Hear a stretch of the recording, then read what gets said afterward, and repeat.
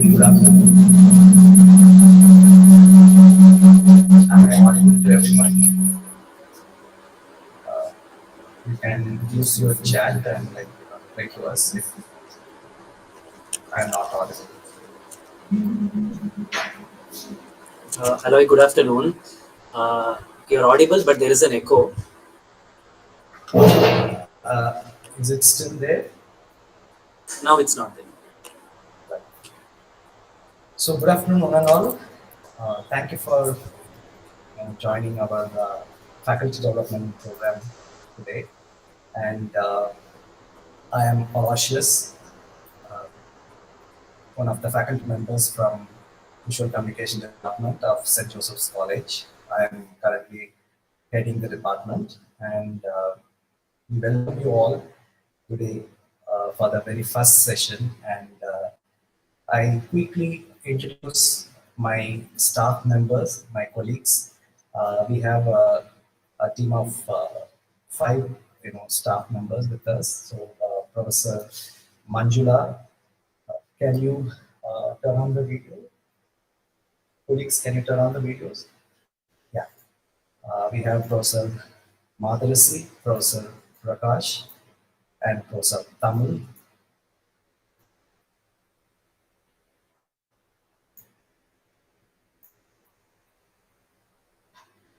So we have a tradition of the faculty development program every semester in St. Joseph's College, Kovur.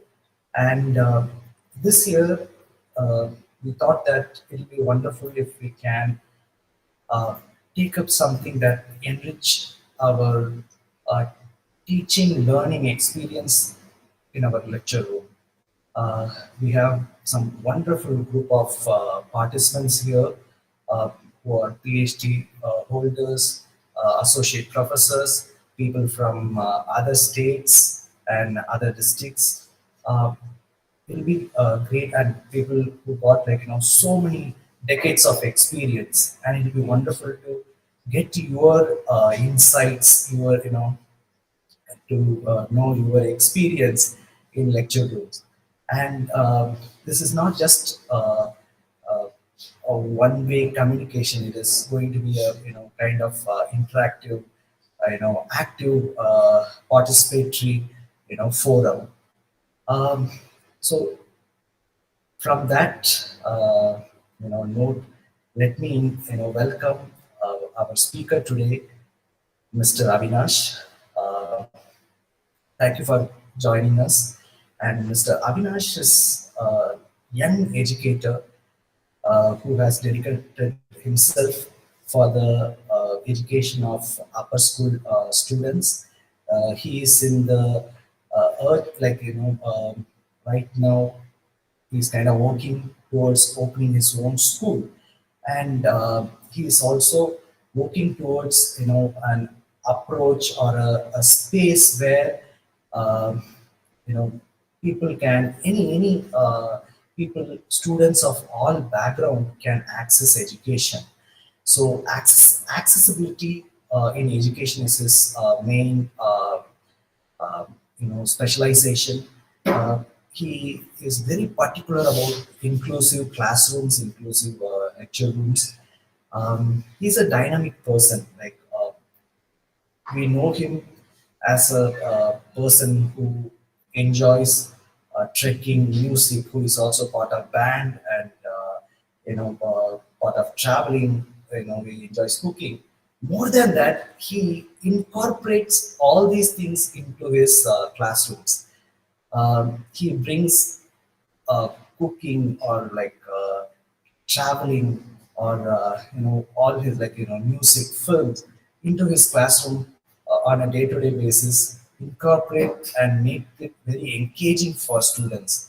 And with that note, I leave this to Mr. Avinash. The forum is for you, and take it from here. Thank you. Okay, thank you, Aloy. Am I audible? Yes, you are all. Yeah. Okay, thank you. Thank you for the introduction.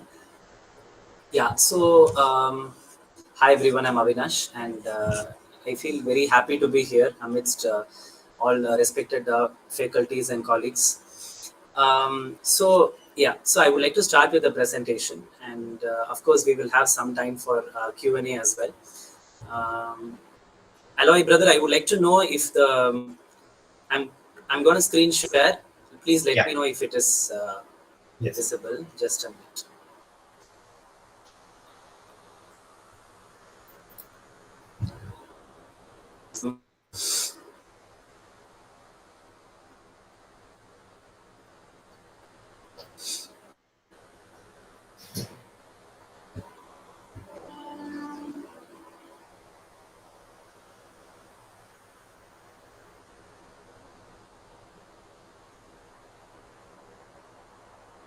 Is the presentation visible, brother? Yeah, it is. Is it on full screen? It is. You Okay, can thank you. click on the hide button so that Yeah, many. sure, sure. Thank you. Okay, thank you for the introduction, and let's get started. So, so I think Aloy told most of the things about me, and I'm also researching and documenting on inclusive and equitable education. So that is something I've been working on, and I've been exploring a lot of teaching philosophies like Aurobindo's philosophy, Rudolf Steiner's philosophy, Gandhi's philosophy of education, and Montessori. So a couple of things I've been researching.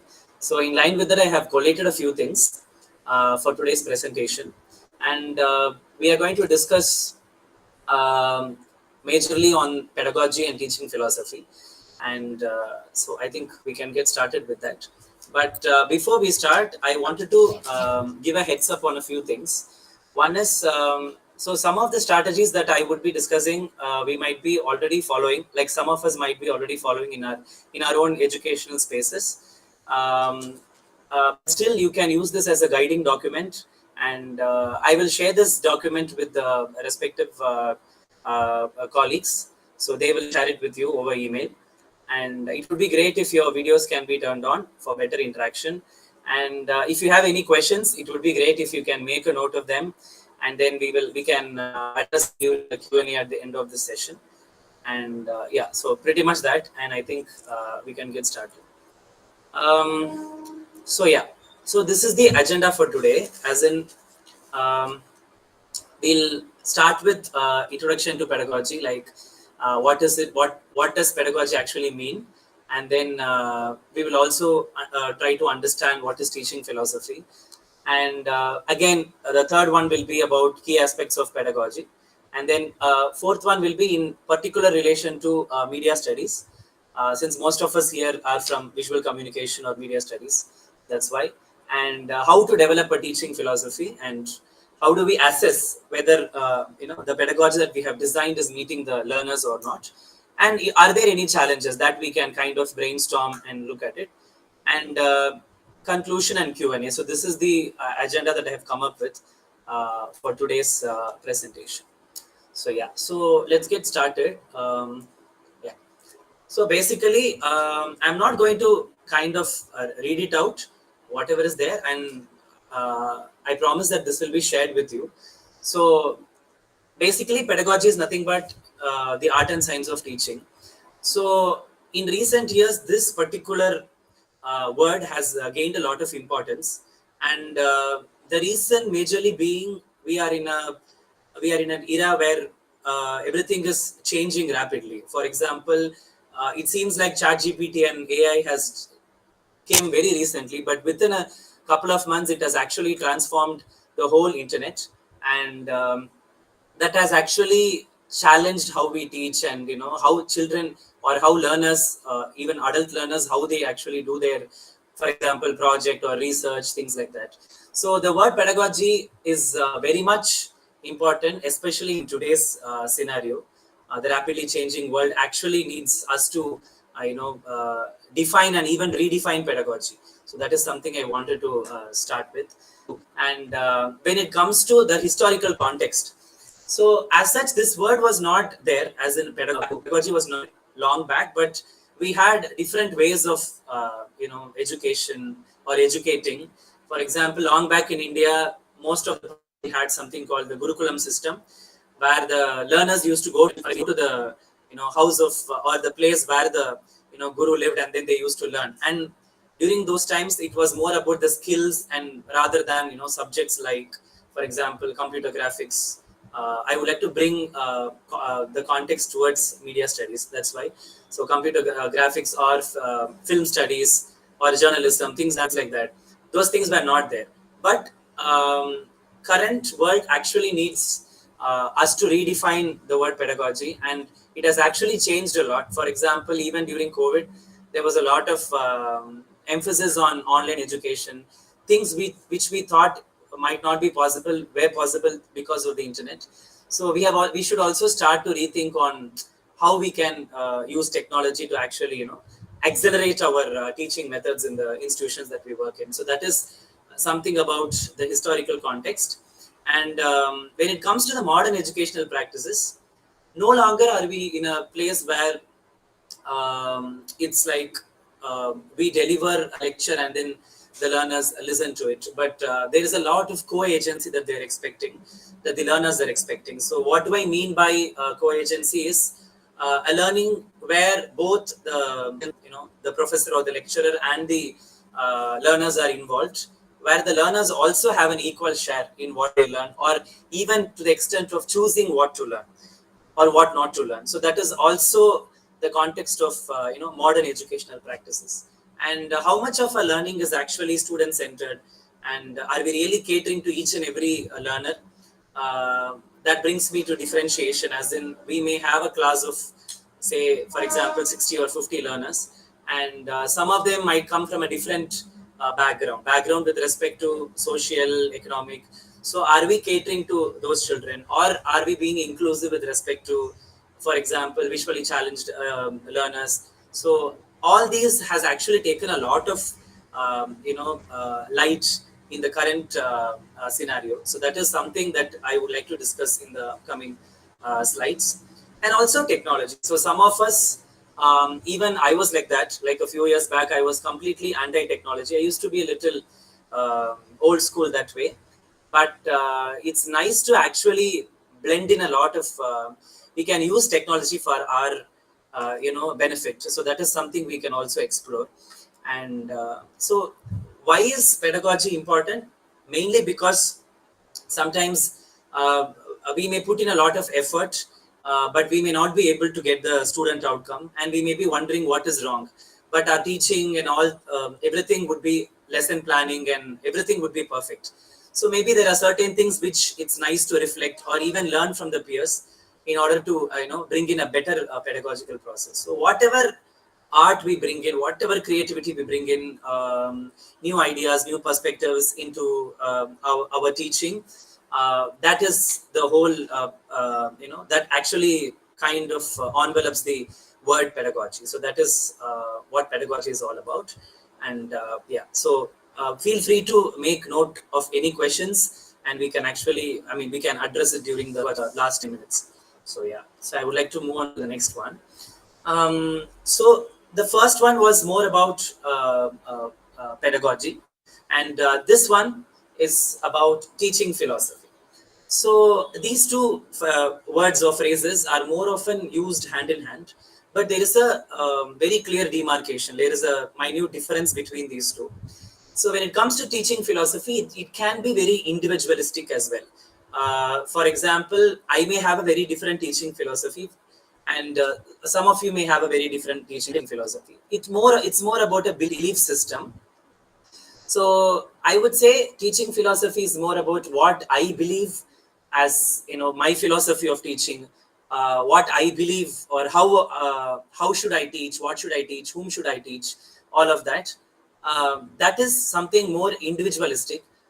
But though it is individualistic, it has to be in line with the institution's philosophy or the national framework of what is expected out of a particular course or something.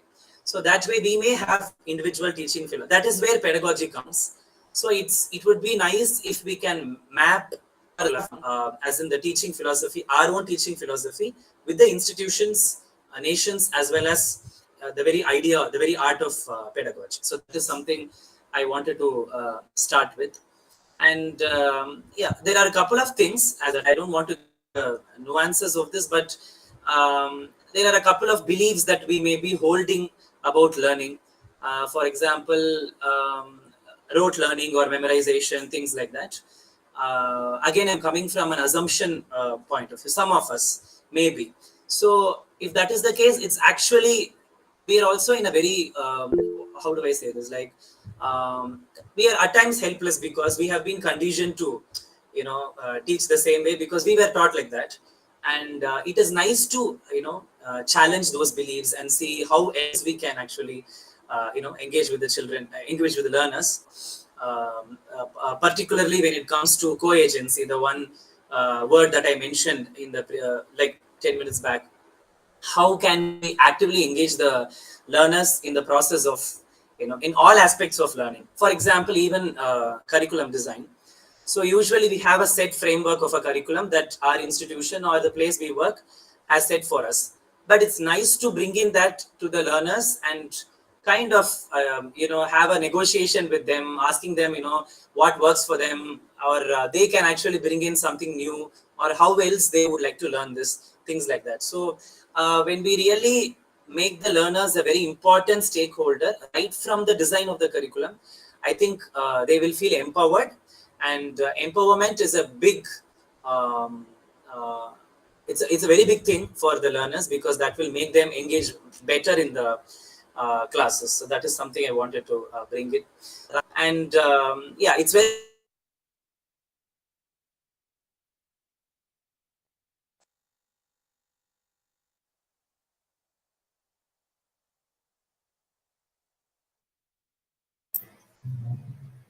Looks like some network issue. Let's wait for the speaker to join.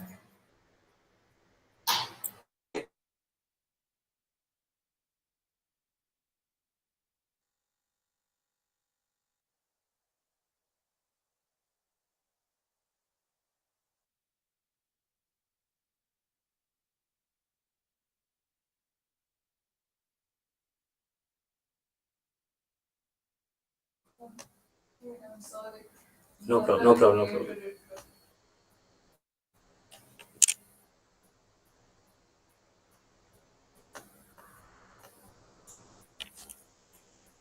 Brother, are you able to hear me? Yeah, now we can, but your display is not, I mean, your screen is not visible to us. So when, yeah, now I will share it. There's a power cut, but I think if there is an issue, please let me know. And when I would like to know when I'm presenting, was my video also visible? Yes. Yeah. Thank you for that. Okay, let's continue. Just a minute.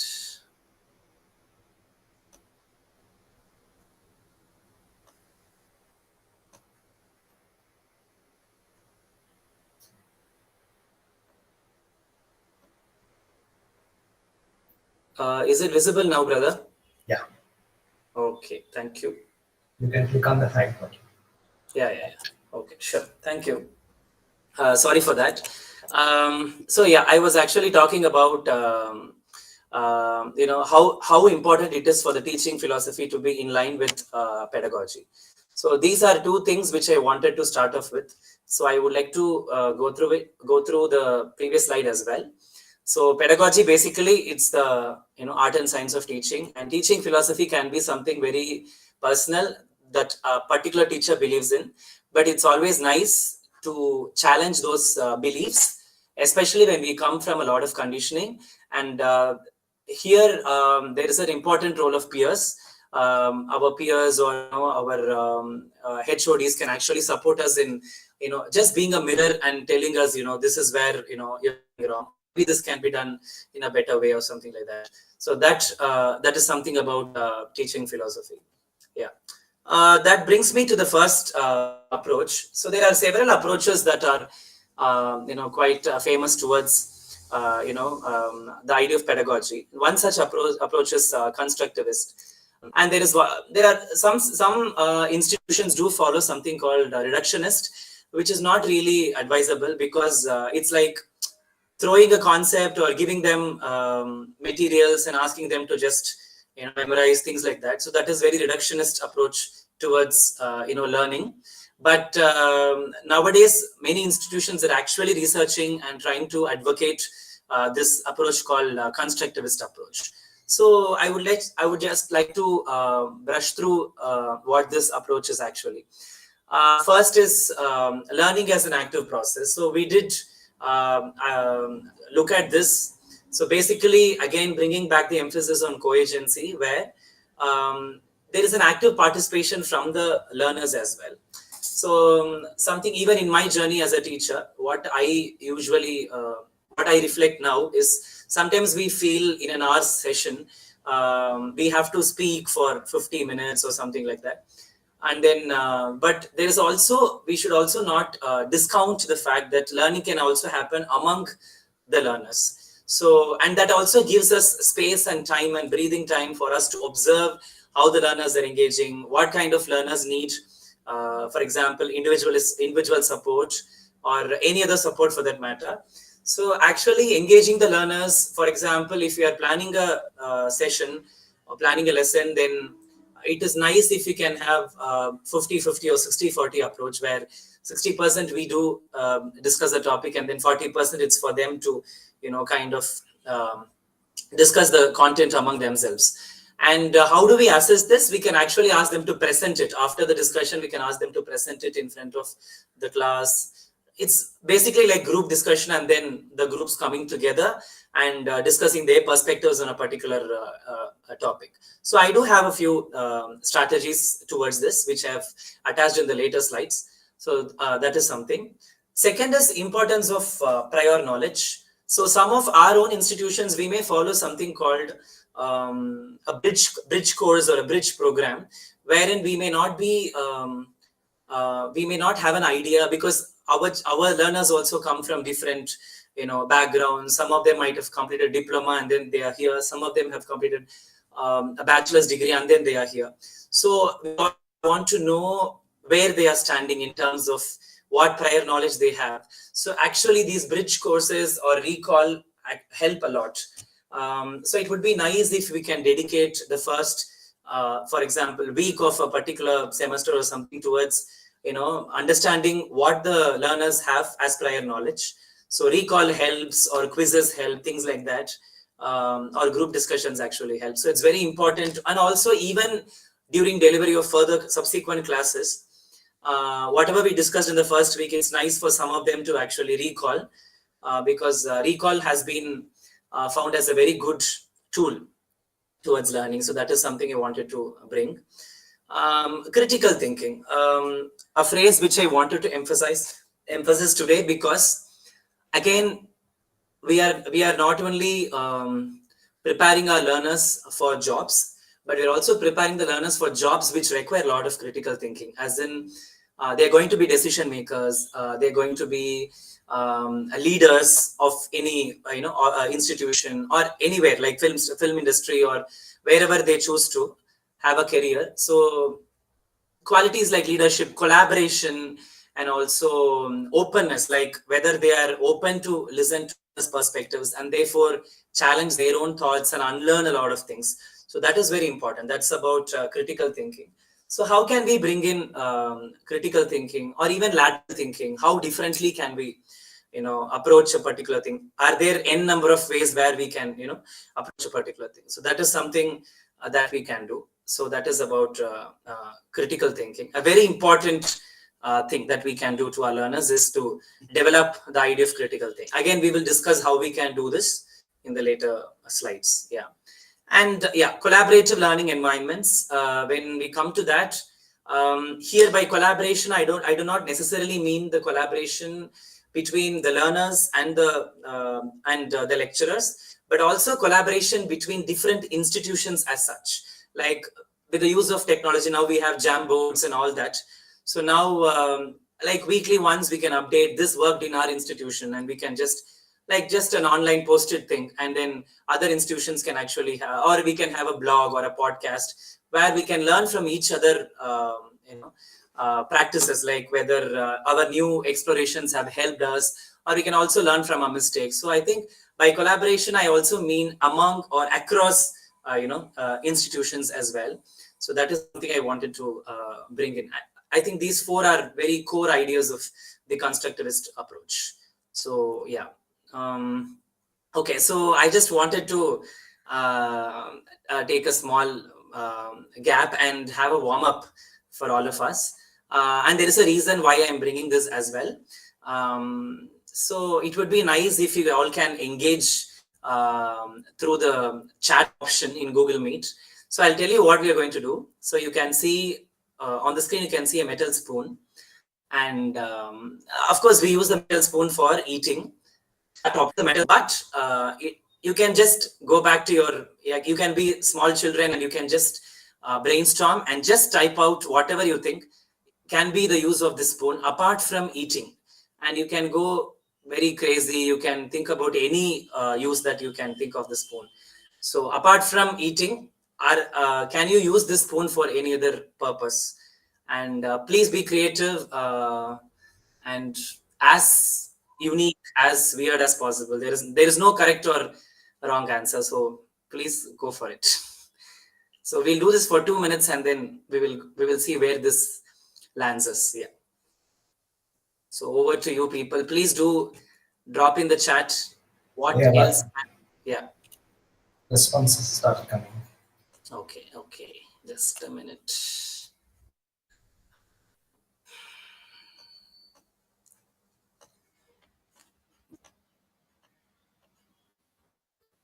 Okay. Nice. To play drums. Thank you, Gayatri. I think that takes me back to my childhood. Thank you. Okay. Imaginary mic. Wow. Okay. Thank you. To paint. Sculpting tool for clay animation. Okay. That's interesting. Others, please. I mean, there is no right or wrong answer, so you can just pitch in your thoughts. Yeah. To hit someone like a teacher does in my school days. Okay. Nice. Thank you for that.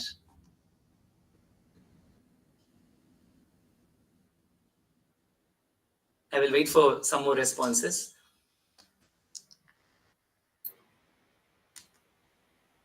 If in case anyone wants to unmute and Yeah, that's also fine. Yeah. discuss this, please let us know. You can click on the raise button and you can unmute. Thank you.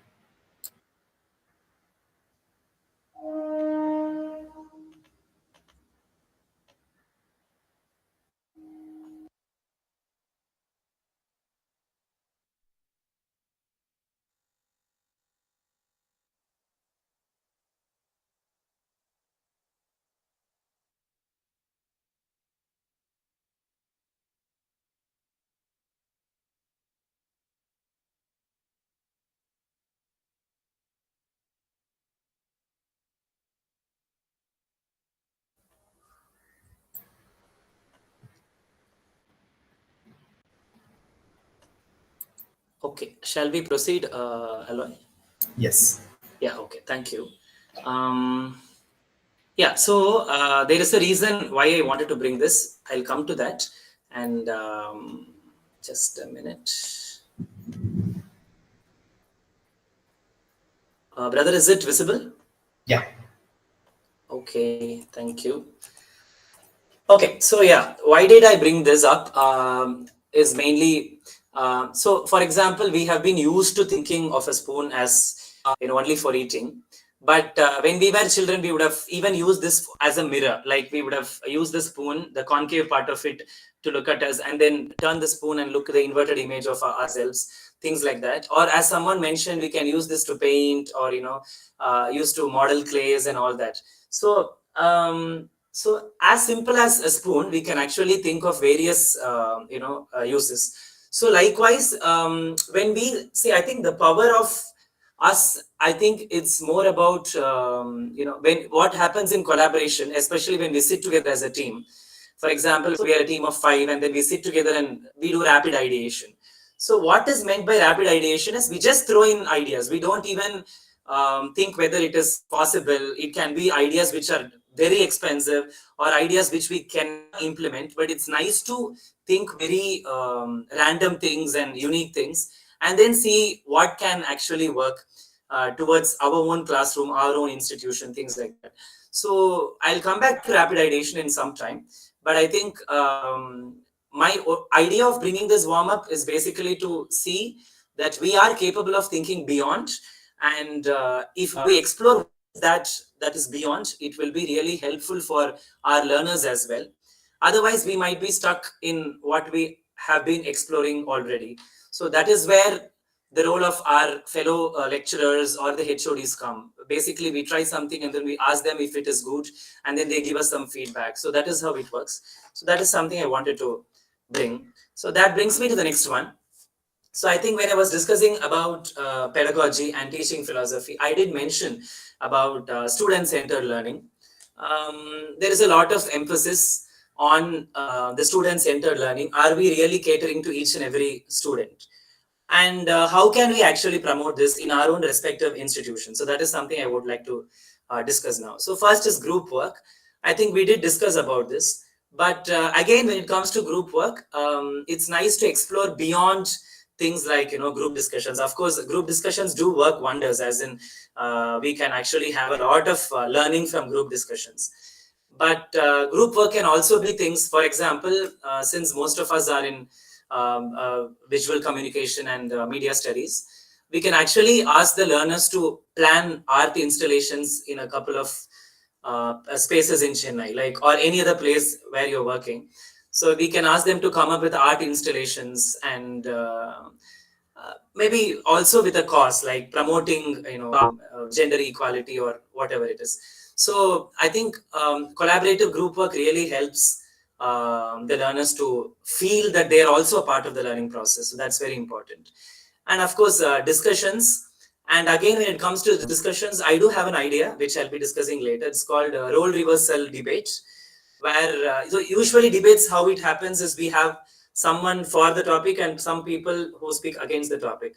But what happens here is there will be some people for and there will be some people against, and after some time they will switch the roles. So this helps the learners to actually think in both aspects and not really get themselves fixated into this is what is right or wrong.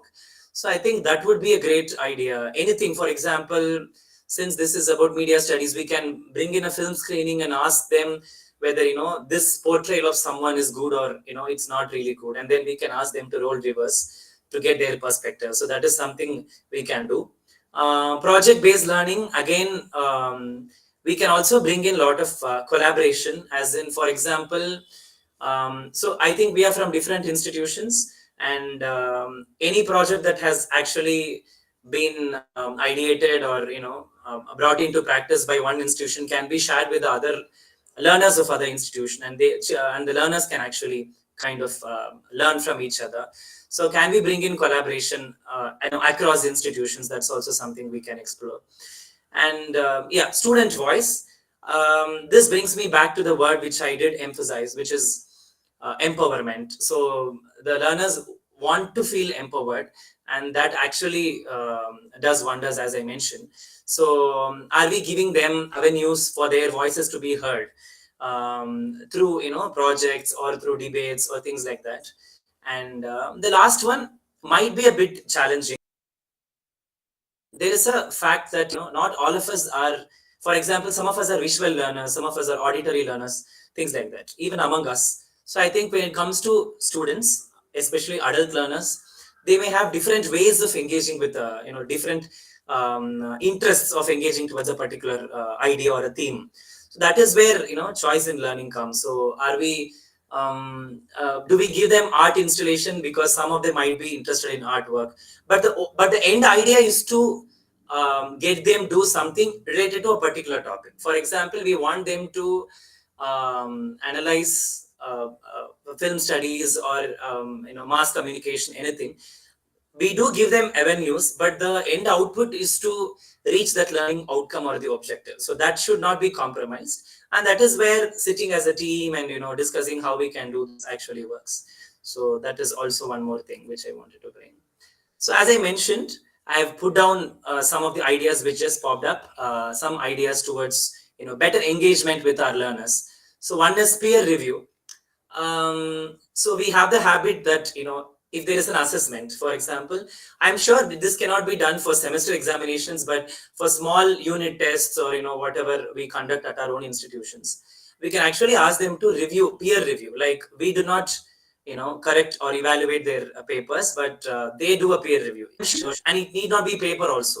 I use paper as a word, but it can also be project or something. So they can review their own works, but they have to support their review with a document, and that document is for our perusal. So that can be done. After they review, they have to give some marks or grade for their own friends, and then they write a small excerpt. This is what I liked about this project or something like that. So peer review actually helps. Multimedia storytelling, they can use various media, in particular to media studies, various media to actually come up with a story. And as I mentioned, role reversal debates, this also works wonders. Case studies, so nowadays the learners, especially the young adults, are quite interested in also starting up a business, or they want to know how a business actually took a pace. So there we can actually give them how big organizations like Amazon or Tesla actually came into being, is because of they would have started from somewhere else, mostly a very small unit, and then it has grown to a very big business. So that actually helps them understand the marketing, advertising aspect of this business. So I think case studies, successful case studies, and also when I talk about case studies, bringing in local examples is also very important.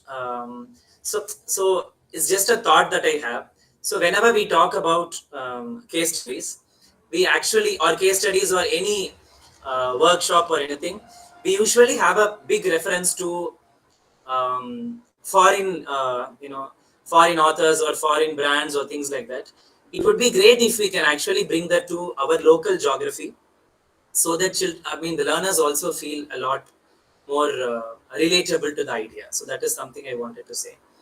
Yeah.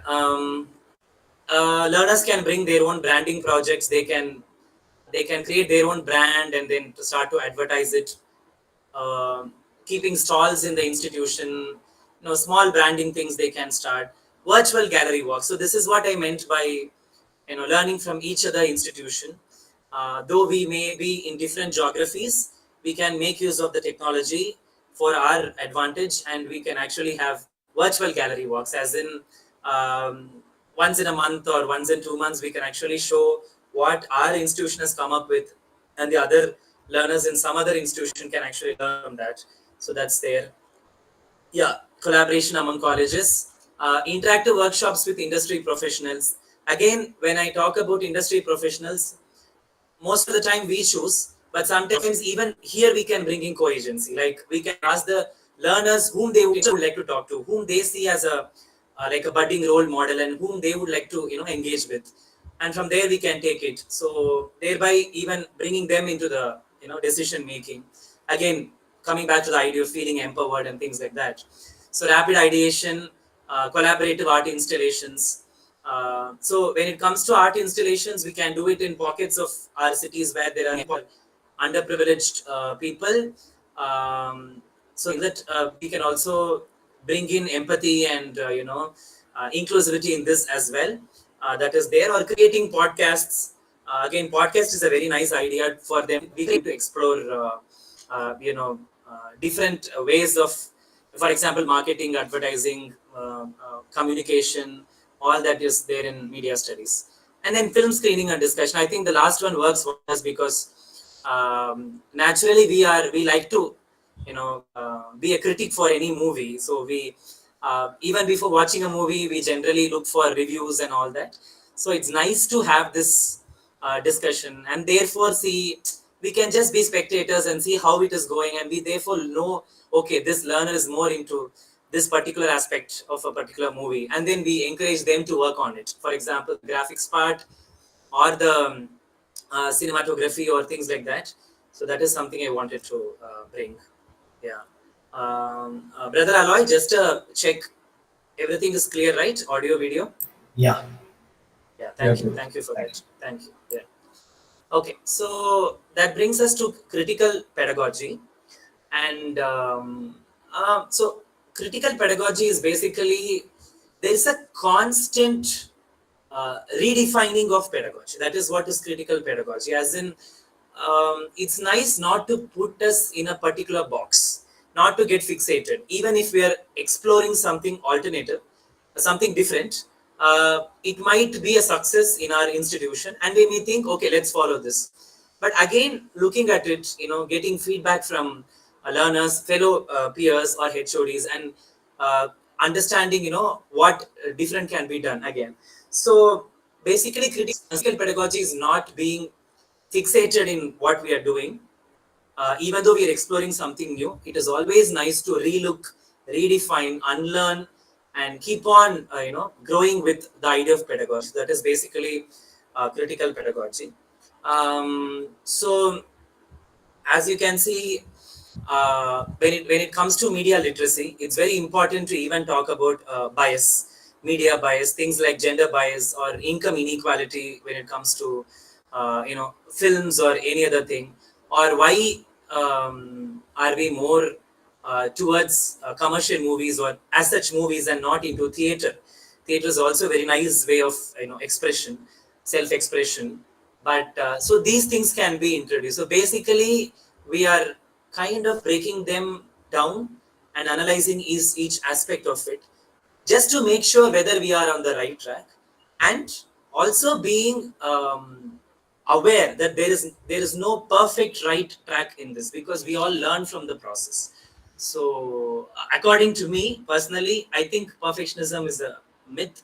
So we can actually work towards perfectionism, but let us not be too hard on ourselves. That is something I wanted to bring.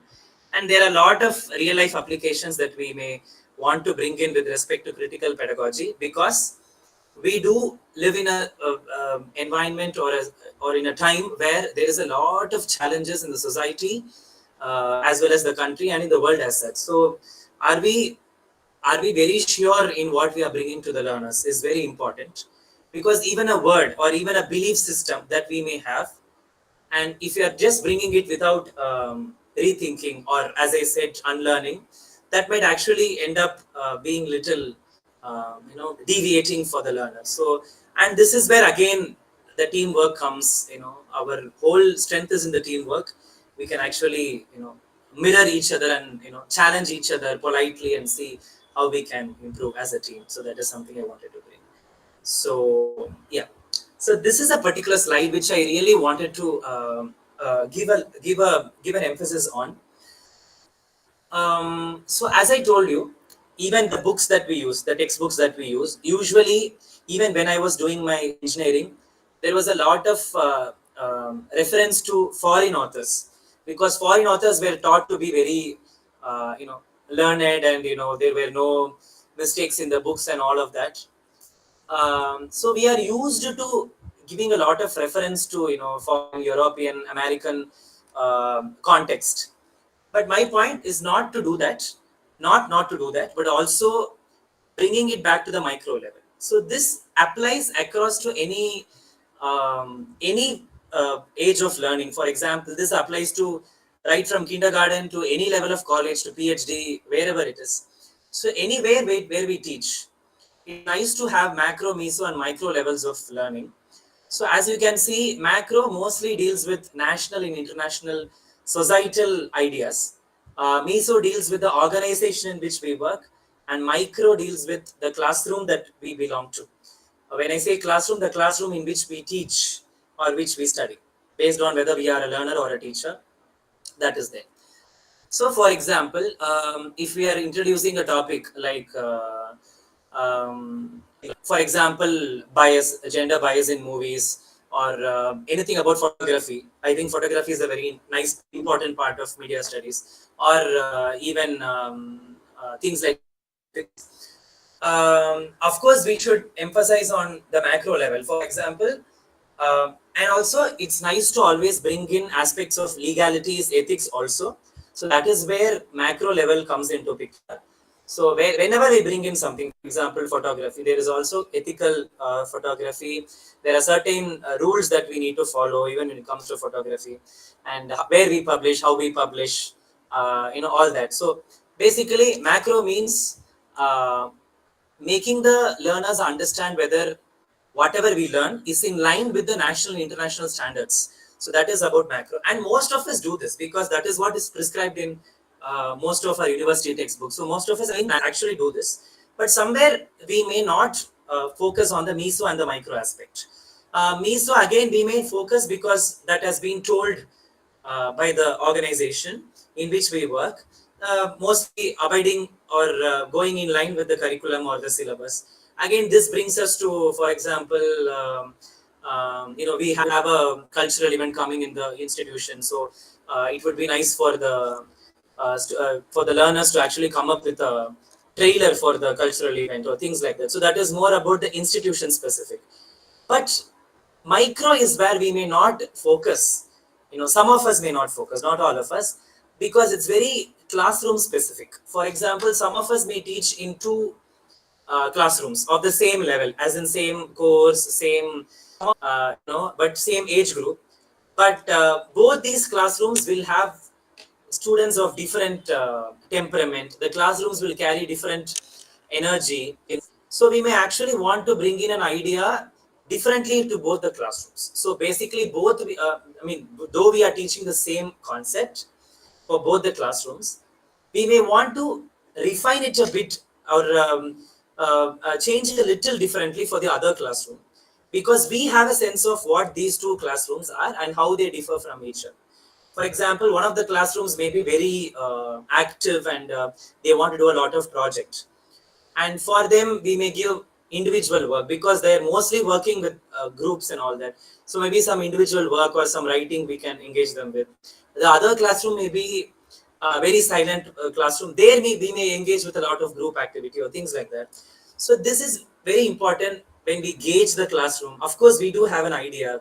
When we come out of a classroom, we will have an idea as to, okay, this class energy and mood is like this. So can we bring in a micro element? So the idea of micro is very important. Also, when it comes, it's not only about activities, it's also about the learners in the particular classroom. We may have learners coming from a underprivileged background, and when we say, okay, now you people will take a survey on something, and then you come back with the data, or for example, we may say, okay, photography, okay, you are going to take pictures and come. We may have a classroom where learners might not be able to afford a camera. So then how do we engage with those children? Maybe we give them the pictures and we ask them to analyze the aspects of a particular picture. So I'm just giving examples. I may not be completely contextual when it comes to media studies because that's not my forte. But I'm trying my best to give you some context with respect to what you're into. So that is something. So this macro, meso, micro, and reflecting whether these three are there in our discussions, I think that is really important. So that's something I wanted to bring. Yeah, so particular reference to media studies. Um, Media literacy is very important. Also, digital pedagogy, especially in courses which involve media studies. There's a lot of technology that's involved, and how do we actually, how much of technology do we allow, or things like that. So that we should have a clarity as a team. We should have a clarity. That's something I wanted to bring in. And of course, again, one of my favorites, you can see interdisciplinary approaches. The third one.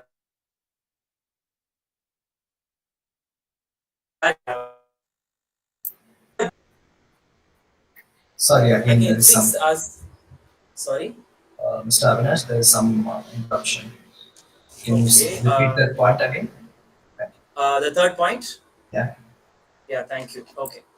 Yeah, sure. So when it comes to interdisciplinary approaches, it's a very interesting field to explore along with the learner. Um, because we're also in a space where everything has become interdisciplinary.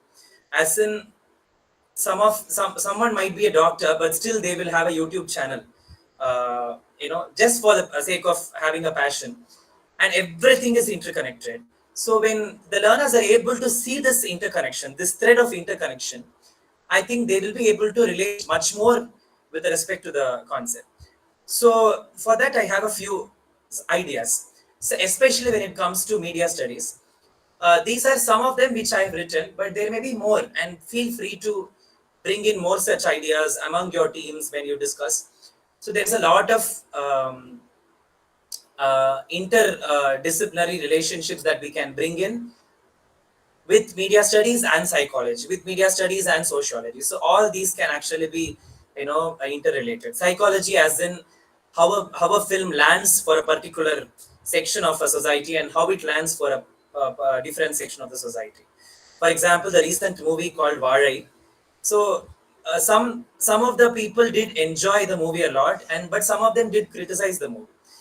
But without getting into the moralities of this, we can actually understand how media and psychology are, related, or how sociology impacts this, or how political science, art and design, marketing and advertising, film studies, anthropology, even gender studies, gender biases in movies, things like that, and also environmental studies. So we can actually bring in all of these with respect to or in line with media studies. So when we just give them a project, for example, you can try it in your own institutions. You can just give gaming and media studies. So we may think they are not related, but they may be able to relate gaming and media studies through a small thread called computer graphics, and how these two things like that. So that is something I encourage all of us can actually try, and only when we try we will know whether uh, learners are able to do it. And I think this also works wonders. So this is one suggestion I have towards interdisciplinary pedagogy. Yeah. So I think I have few more. Yeah. So developing a teaching Mr. philosophy Akash, again. Yes, uh, yes, yes. sorry to interrupt. Yeah, yeah. Uh, Last 5 minutes. Sorry, last 5 minutes. Hello, what did you say? Sorry. Yeah, yeah, yeah. We have the session. Okay. Am I audible and clear? Brother, am I audible Yes, and clear? Yeah, yeah. Okay. yes. Yeah, yeah. Sure, sure. Thank you. Thank you. So yeah, I would like to wind up. I think I have come to the end. Yeah. So when it comes to reflective practices, self-reflection helps a lot. For example, we may think we have brought a new idea. So it's nice to actually reflect. Okay, after the class, it's not possible after literally after every class, but after a week we may reflect. Oh my God, I brought this new idea and it really worked a lot. Or I might have done this little differently. So reflection actually helps a lot, and it's nice to have our own statement of philosophy, what teaching actually means to us personally. So what do I believe in teaching, or why did I end up entering the field of teaching? So things like that can actually bring in more essence towards why, what our idea is. Writing them down really helps a lot, and then we can think about what practice can help our belief system. Finally, assessment is very important. Whether I have tried my best to explore new ways of teaching, and I have tried to explore interdisciplinary, but is it helping the learners? That is something that we have to be very clear. So we have to have a space for continuous improvement. Again, peer feedbacks and all that comes into picture. We can have a proper feedback system where learners write to us, or maybe a Google form where they say, okay, this worked and this could have been done better, things like that. And um, and also we can adapt based on that. Based on the feedback we can actually adapt. uh, so this actually helps. I think assessment is very important, because we may think that this is going well, but it's nice to ask from the learners as well. And also we will get to know from the student outcome as well, as in the assessments that we conduct, the grades and their involvement, we will get to know from there. So peer observation and feedback really helps. Please do. It would be a great idea to actually observe each other's sessions and actually give them very specific and constructive feedback. That actually helps a lot. And inclusivity is also something I want to bring. How can we be more inclusive? Differentiated instruction is very important, because we have different learners, as I told before.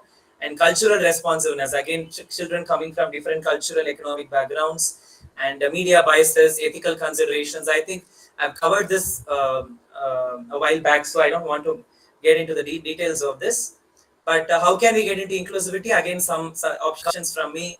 Choice boards, we can give them choices to explore their way of learning. We can use captions and transcripts, especially during online sessions, so that learners who cannot catch up with the language can actually read the captions and transcripts.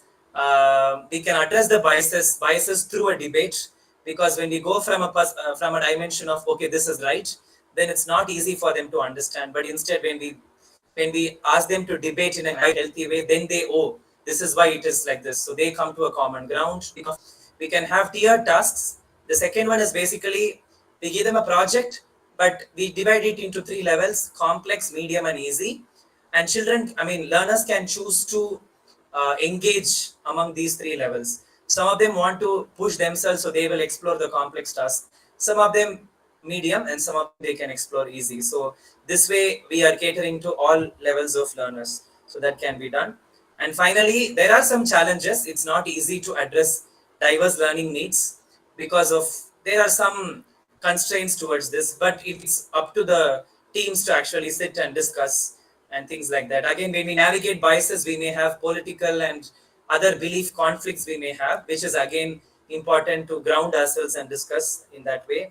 And again, ethical considerations when it comes to pedagogy. So I'll share this with you all. Before I close, I would like to leave us with a question. This is just a food for thought, which is how do we assess student outcomes in a time where plagiarism is common? Because when I told that, we are trying to bring something new and we are trying to understand pedagogy, but there is a way where we gauge our teaching also, which is basically from the student outcomes, from what they are presenting to us.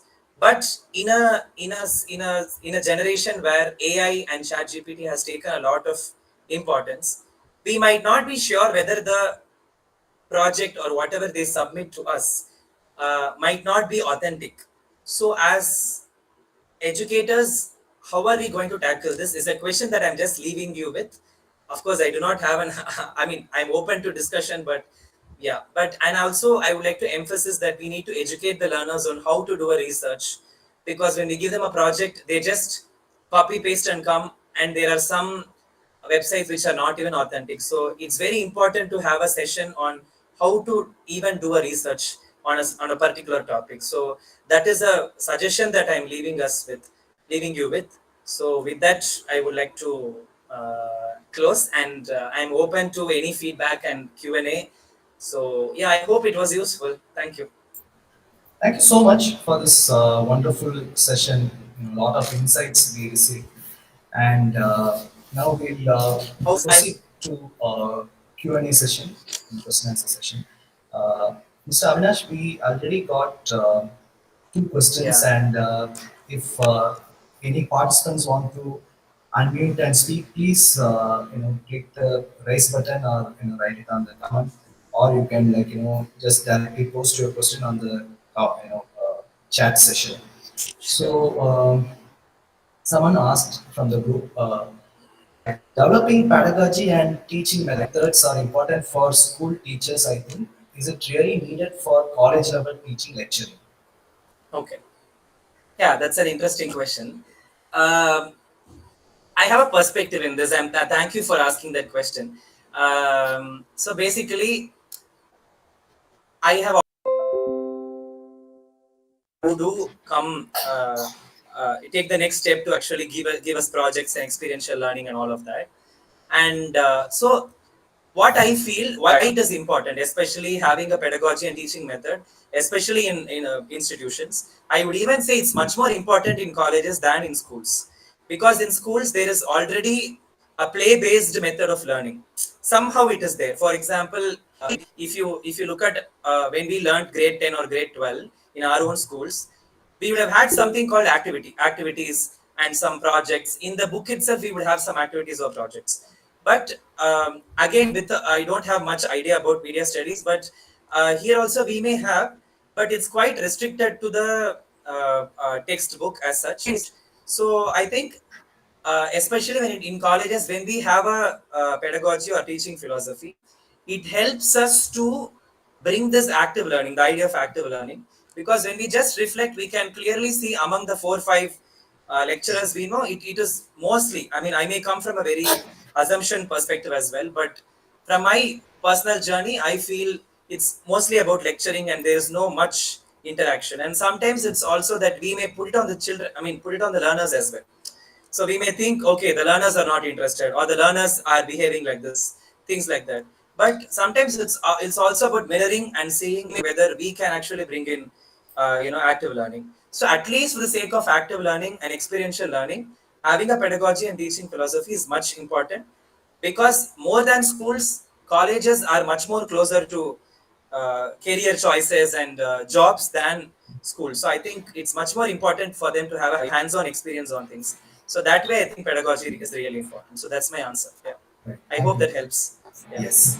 Uh, Next is mine. yeah, So please. we do, you know, have a lot of activities that you have mentioned, and Hmm. we students do it regularly. Yeah. However, it is just within the department, right? Hmm. So what you brought today is something that I've been wondering whether it is possible, whether it is really Hmm. possible. That is Yeah. collaborative projects, among the universities, colleges in a city, or between cities. So, like, I wonder, is it really possible considering the differences in the institutional philosophies and ideologies? Like, how can we execute, a kind of collaboration? Because, like, right now we are 40, 45, Yeah. Yeah. participants from Participants. Yeah. various media, visual communication departments Yeah. across the state. Yeah. So, how can we collaborate? So, what is there any insight you have? Because Yeah. our institutional philosophies are different. Their Yeah. ideas, Yeah. So is your question more about the the practicality. uh, no, that's what. So practicality with respect to technological collaboration or practicality with respect to institutional differences. Yeah, The latter. both I would say. Both. Okay. So if I have to answer that, the first part of your question, as in technological challenges, of course, I am also arrested. Being an adult, I mean, grown adult, I'm also kind of arrested with opportunities. But as we explore, especially learners can also come with a lot of ideas because I've been doing a course on inclusivity now.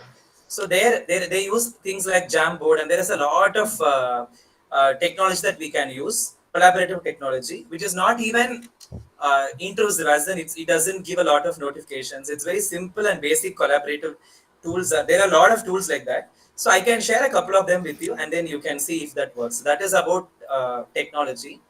When it comes to institutional philosophies, I do understand different institutions will have different, educational philosophies. But what will work is maybe to have a common, like an agreement or a consensus. Okay, what is our idea of collaboration? Why are we collaborating? Is our idea collaborating only to the extent of sharing the resources or sharing each other institutions students works, project works, we just share it? Or do we even share ideas of teaching, like, okay, in St. Joseph's College this has worked, and I would like to recommend this to your institution? Are we going to that level? That depends on the colleges that are entering into the collaboration. So I think the first one will work, as in collaborating without getting into the philosophical aspect of teaching, but only with respect to the students works and ideas and all of that. That will work. But when it comes to the extent of collaborating even about teaching, I understand there might be some differences, but I think having a clear document with okay, this is why we are entering into a collaboration, and we are open to this learning or things like that. So I think framing that clearly will help institutions to have a boundary as well as share things with each other. All right. I think, yeah, that works better when people come together and talk. I mean, Yeah. as in, yeah, Got it. Thank you so yeah, much for sharing that. So I think Professor Manjula made a similar point, yeah, yeah, role of peer collaboration and work group play in teaching method for students. yeah, yeah. So maybe like maybe can you elaborate that? Like when you say peer collaboration and group work play, I think she is asking for more clarification on that.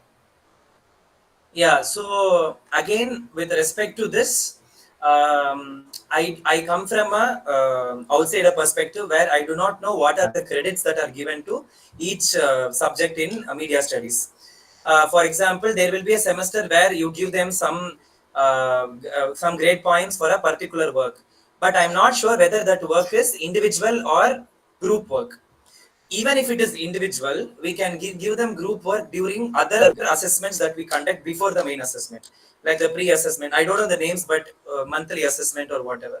So the idea of peer collaboration is basically, um, for example, if five people are working as a group towards a particular project on media studies or on computer graphics or mass communication or photography or something, we can have there will be groups of five, and the other group can actually assess the other group. Like for example, the photography group can assess the computer graphics group and say okay, this is what I like in your project. So that is what I meant by peer review and peer collaboration, and that's my point about peer Right. collaboration and group work. Right. And the last question for the day is Yes, yes. from Professor Madhurasi. She's asking, what is your teaching philosophy, and Okay. can that be applied in Okay. a subject like film studies? Thank you. That's a very interesting question, Madarasi ma'am. Um, yeah, it's kind of a personal question because I already mentioned teaching philosophy is quite personal to each one of us gathered over here. So that way, my teaching philosophy would be again I base my teaching philosophy on inclusivity and equitability, which means I want my teaching to meet all types of learners, and if that doesn't happen, then I have to grow in terms of my teaching. For example, I do run an institution or a school now which has staircase, but I call my own school as inclusive. I'm in the verge of starting a school now, in the process, but I cannot call it inclusive only with ideas. When there are staircases, and how can a learner who is physically challenged even come to my space? So that is my teaching philosophy, where I'm moving towards inclusivity and equitability with respect to education. When we have a classroom of several learners, after the class, am I did I even look at that particular learner? Forget about catering to the needs of the learner. Did I even look at that particular learner? Because I think at any level of education, the learners actually need a lot of acknowledgement. So even small things like after a class, you go and, for example, one child might have been, or one, since we are all dealing with adults, one adult learner might have been absent for the previous 1 week. So then we just ask that learner, oh, I think in this class we missed you last week. Where were you? Even things like that will be a lot of acknowledgement for that particular learner, and that might actually help them attend the classes even more regularly if absenteeism is an issue. So I think acknowledgement, being seen, is the only thing that learners want to know. They want to felt that they are seen and acknowledged. So that is my teaching philosophy. So I call this as extreme users or extreme consumers of. I don't believe in the word consumers, but extreme users.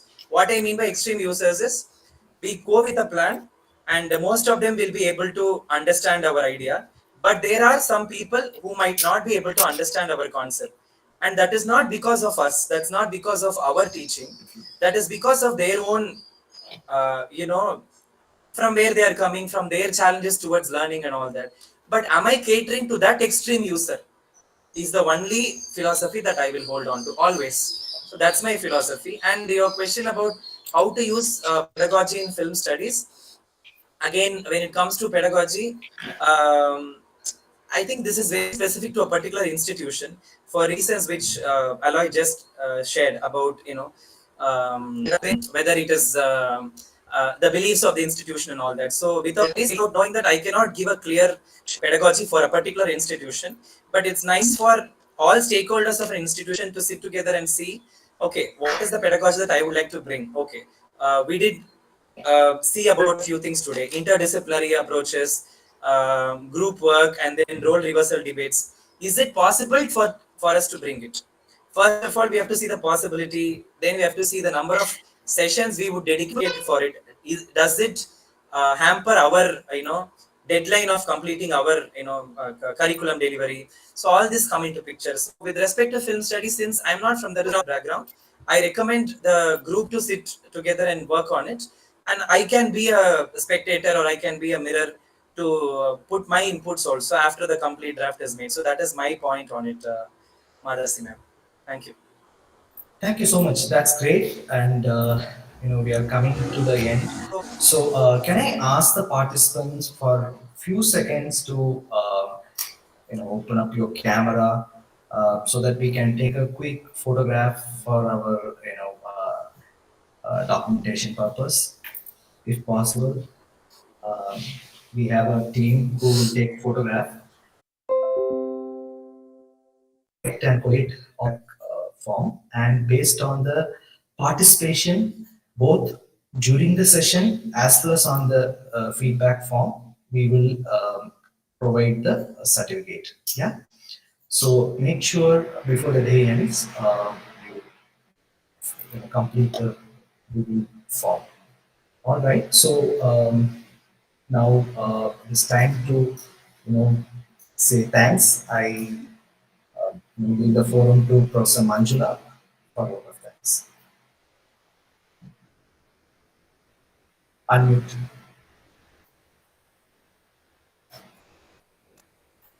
Yeah. Okay, and take this opportunity to thank everyone in the department, and I extend our heartfelt gratitude to all those who contributed to making today's session as resounding Change. success. Come. Sorry.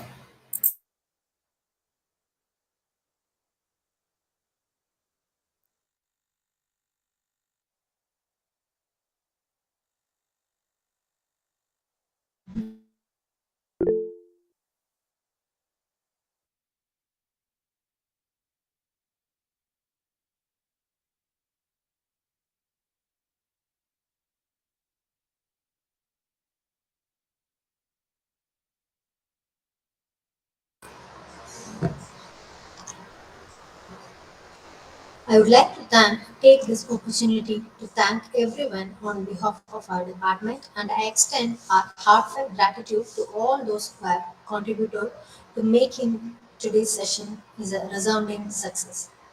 First and foremost, I would like to express our sincere thanks to our esteemed speaker, Mr. Avinash, for sharing their valuable knowledge and insights with us.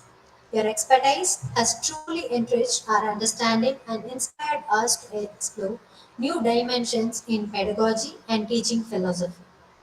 Your dedication to the field and your willingness to share your experience have made a lasting impact on all of us. Thank you to all the participants for an enthusiastic engagement throughout the program. Your active involvement throughout the questions and discussions have contributed greatly to the success of this event. A big thank you to the management and principal and the admin sister for unwavering support in organizing this event.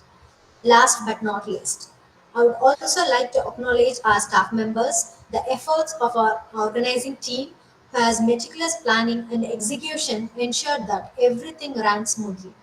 Your hard work behind the scenes made this session a seamless experience for all of us. Once again, thank you for making this FDP session a truly memorable and enriching experience. We look forward to connecting with you all by tomorrow 2 p.m. Thank you. Thank you. Thank you so much. See you all tomorrow.